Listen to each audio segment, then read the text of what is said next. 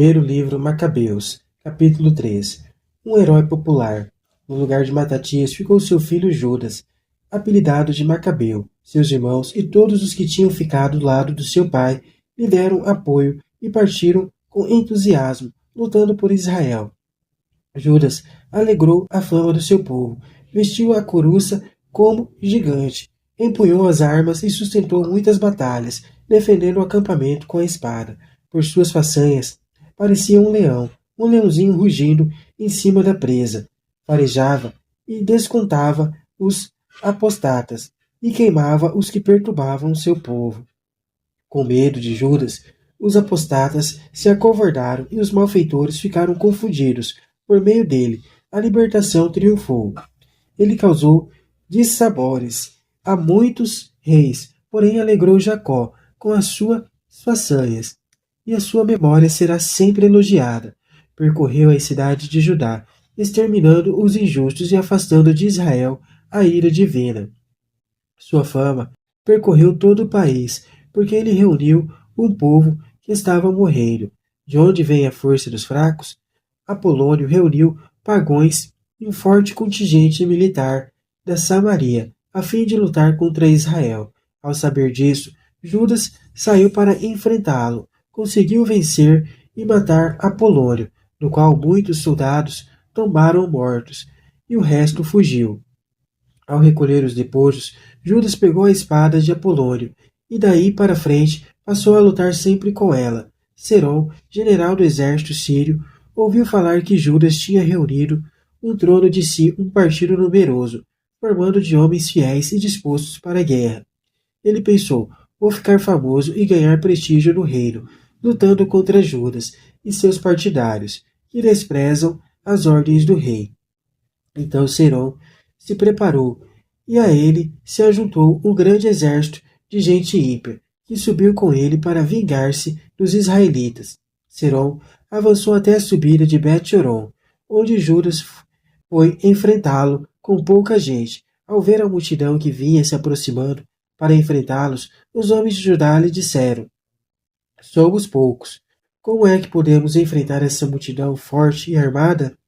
Além disso, estamos cansados. Hoje ainda não comemos nada. Judas respondeu: não é difícil que muitos caiam na mão de poucos. Não faz diferença para Deus salvar com poucos ou salvar com muitos.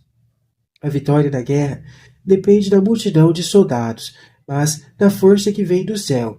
Eles vêm contra nós cheios de insolência e injustiça, para eliminar a nós, nossas mulheres e nossos filhos, e levar tudo o que temos. Nós, porém, lutamos por nossa vida e nossas leis. Por isso, Deus vai esmagá-los diante de nós. Não tenha medo. Judas terminou de falar e os atacou de surpresa, e Serom, com seu exército, foram esmagados diante de Judas. Os homens de Judá perseguiram o inimigo pela baixada Bet-Horon até a planície. Serom perdeu 800 homens, e o resto fugiu para a região dos filisteus. Então Judas e seus companheiros começaram a ser temidos, e o pavor dominou as nações vizinhas.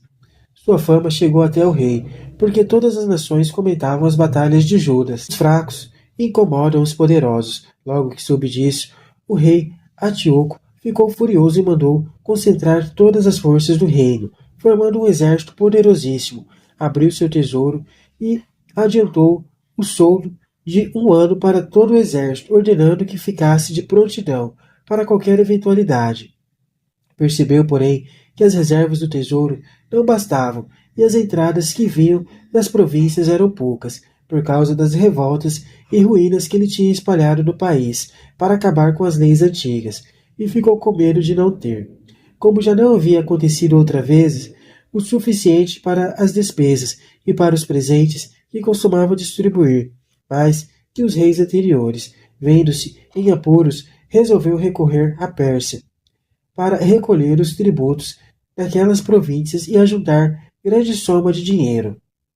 Antes disso, deixou Lisaias, membro distinto da família real, à frente dos negócios do rei, desde o rio Eufrates até a fronteira do Egito.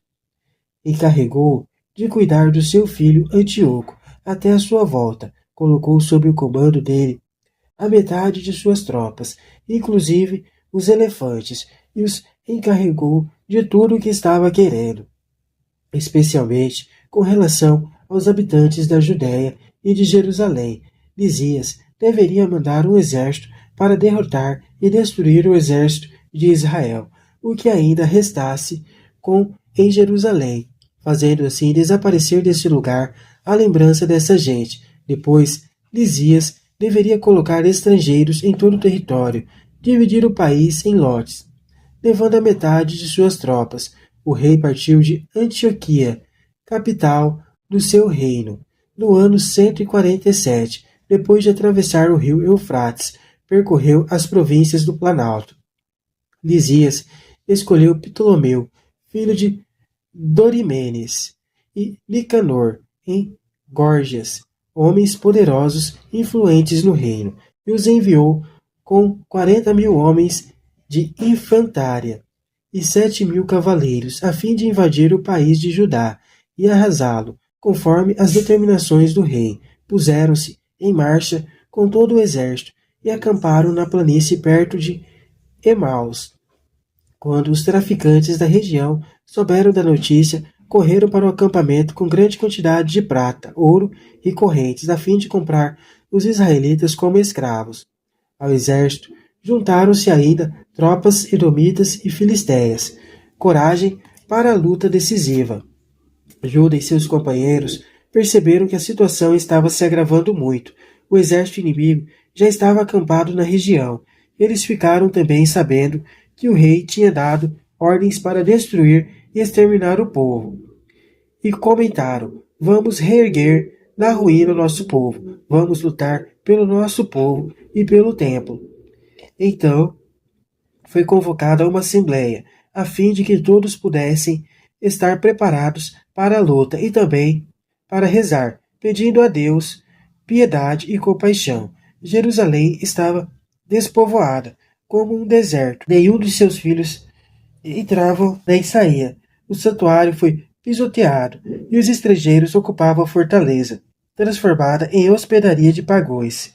Jacó perdeu a alegria e não se ouvia mais nem a flauta nem a cítara. Reuniram-se todos e foram para Masfá, lugar que fica bem defronte a Jerusalém, porque aí foi o primeiro lugar de oração em Israel. Nesse dia, eles jejuaram, vestiram-se de luto, puseram cinzas na cabeça e rasgaram as roupas. Depois, desenrolaram o livro da lei para consultá-lo da mesma forma que os pagãos consultavam seus ídolos. Levaram também as vestimentas dos sacerdotes, os primeiros frutos e os dízimos, e convocaram os nazireus, que tinham terminado o tempo do seu voto. Todos levantaram a voz para o céu, gritando: o que podemos fazer com essa gente? Para onde os levaremos? Teu templo foi pisoteado e profanado. Teus sacerdotes estão de luto e humilhados. Vê, os pagãos se reuniram contra nós para nos aniquilar. Tu bem sabes que eles planejam contra nós. Como poderemos resistir se tu não nos ajudares? Em seguida, tocaram as trombetas e levantaram grande clamor. Então Judas nomeou os companheiros do exército, comandantes de 1.000, de 100, de 50 e de 10. Mandou voltar para casa os que estavam construindo, os que tinham acabado de se casar, os que estavam plantando lavoura de uvas e os que andavam com medo, tudo conforme a lei ordena. Então o exército levantou o acampamento e foi acampar ao sul de Emaus. Judas ordenou: preparem-se, sejam firmes e corajosos, e estejam prontos para amanhã entrar em combate contra esses pagãos. Eles se aliaram contra nós, com a intenção de nos destruir, a nós e ao nosso templo. É melhor morrer na batalha do que ficar olhando a desgraça do nosso povo e do nosso templo. Seja feita a vontade de Deus. O texto é elogio à pessoa do herói popular, que entrega a vida pela causa do povo. Ele combate tanto o opressor como também aqueles que, embora pertencem ao povo, atraiçoam, favorecendo o jogo do opressor. A luta desigual entre um exército armado e um pequeno grupo relembra as antigas lutas do tempo dos juízes de Davi. O que dá eficácia à luta é o esforço para defender a vida e o projeto que é dirigido para a conquista da liberdade, e quem lidera essa luta é o próprio Deus. Quando a resistência do povo ganha corpo, os donos do poder entram em pânico, e sua primeira preocupação é reforçar o aparato militar. Empenhado nisso, todo o orçamento do país a seguir é estratégia, consiste em desarticular a resistência, introduzir estrangeiros que não ofereçam perigo para o sistema e, finalmente, dividir o país, dificultando possíveis revoltas futuras. O tempo de crise é também o tempo dos aproveitadores. Há sempre muita gente preparada para lucrar com a desgraça do povo. Em situações extremas, é melhor partir para a luta do que ficar passivamente esperando a morte chegar. Onde encontrar coragem para a luta decisiva? Revendo a história, relembrando as lutas passadas e, sobretudo, entregando-se nas mãos de Deus. O aliado forte é ele que concede a vitória. Quem não teme entregar a própria vida para salvar o povo.